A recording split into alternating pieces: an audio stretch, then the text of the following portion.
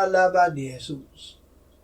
Noong nangaral ang Panginoong Jesus ay namangha ang mga pinuno ng mga Hudyo at sinabi nila, paano niya nalaman ang mga bagay na ito gayong hindi naman siya nakapag-aral?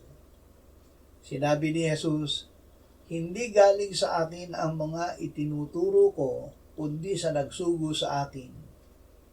Malalaman ng sino mang gustong sumunod sa kalooban ng Diyos, kung ang itinuturo ko'y galing nga sa Diyos o sa akin lang.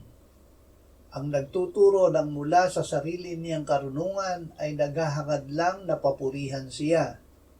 Ngunit ang naghahangad na papurihan ang nagsugo sa kanya ay tapat at hindi sinungaling. Noong gabi bago siya nagdusa ay sinabi niya sa Ama, ito ang buhay na walang hanggan, na ikaw ay makilala nila na iisang Diyos na tunay at si Jesucristo na iyong sinugo. Ang mga salitang ibinigay mo sa akin ay ibinigay ko sa kanila at kanilang tinanggap at totoong nalaman na ako ay nagmula sa iyo at naniwala silang ikaw ang nagsugo sa akin.